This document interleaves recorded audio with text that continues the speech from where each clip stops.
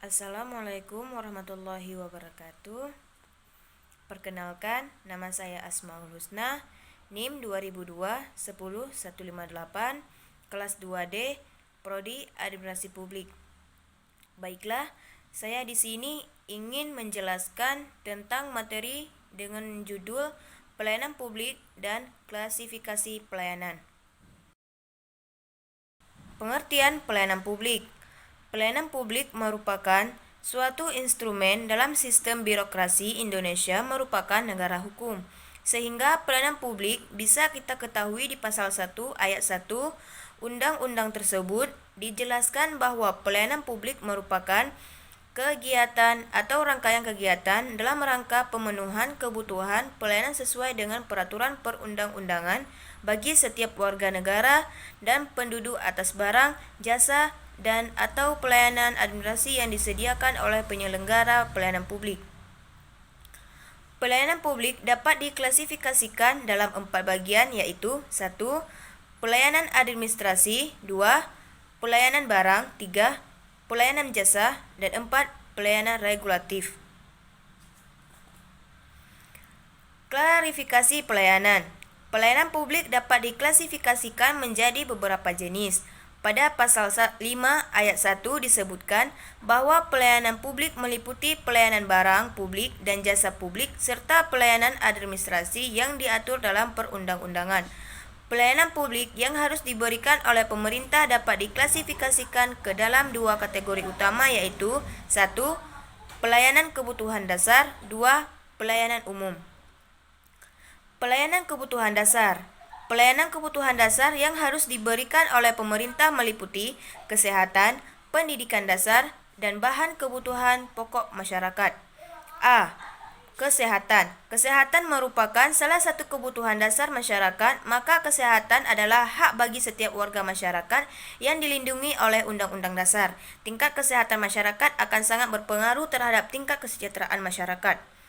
B. Pendidikan dasar. Pelayanan pendidikan masyarakat yang paling elementer adalah pendidikan dasar. Oleh karena itu, tidak berlebihan apabila dikatakan jika kita ingin mengetahui bangsa ini 30 atau 50 tahun yang akan datang, maka lihatlah anak-anak sekolah dasar kita sekarang. C. Bahan kebutuhan pokok. Bahan kebutuhan pokok masyarakat itu misalnya beras, minyak goreng, minyak tanah, gula pasir, daging, dan sebagainya. Dalam hal penyediaan bahan kebutuhan pokok, pemerintah perlu menjamin stabilitas harga kebutuhan pokok masyarakat dan menjaga ketersediaan di pasar maupun di gudang dalam bentuk cadangan atau persediaan. Pelayanan umum. Pelayanan umum yang harus diberikan pemerintah terbagi dalam 3 kelompok. A. Pelayanan administratif. Pelayanan administratif adalah pelayanan berupa penyediaan berbagai bentuk dokumen yang dibutuhkan oleh publik, misalnya KTP dan akte kelahiran. B.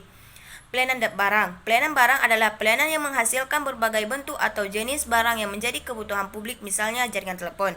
C. Pelayanan jasa. Pelayanan jasa adalah pelayanan yang menghasilkan berbagai bentuk jasa yang dibutuhkan publik, misalnya pendidikan tinggi dan menengah. Kasus pelayanan publik dan klasifikasi pelayanan di Puskesmas. Misalnya, kasus pada pelayanan Puskesmas, banyak terjadi pelayanan yang diberikan oleh pihak Puskesmas terhadap masyarakat kurang memuaskan. Hal tersebut terjadi akibat masyarakat setempat berobat menggunakan layanan BPJS Kesehatan yang ditanggung pemerintah. Jadi, akibat menggunakan BPJS Kesehatan yang ditanggung pemerintah, jadi akibat menggunakan BPJS Kesehatan Puskesmas, banyak yang semena-mena atau tidak terlalu peduli terhadap keluhan masyarakat sehingga banyak terjadi kejadian yang tidak diinginkan. Solusi sementara untuk mengatasi masalah pelayanan publik pelayanan pada Puskesmas: 1. Mendengar keluhan masyarakat. 2. Menggunakan uang negara sebaik-baiknya untuk melayani masyarakat. 3. Memberi pelayanan yang berkualitas tinggi. Jadi, kesimpulan yang dapat diambil dari materi saya ini, secara umum mungkin memang konsep kebijakan asas dan prinsip pelayanan publik yang ada di Indonesia sudah bagus. Namun, Undang-Undang Nomor 25 Tahun 2019 dan Nomor 32 Tahun 2004 sudah cukup bagus. Namun sayangnya tidak semua daerah Indonesia sudah melakukan peraturan itu, karena didapatkan di daerah kegiatan-kegiatan yang melanggar peraturan yang ada, di antaranya yaitu adanya ketidakprofesional pegawai pelayanan publik dalam waktu pelaksanaan kegiatan pelayanan publik. Sekian yang dapat saya jelaskan. Lebih dan kurang saya mohon maaf. Saya akhiri. Wabillahi taufiq wal hidayah. Assalamualaikum warahmatullahi wabarakatuh.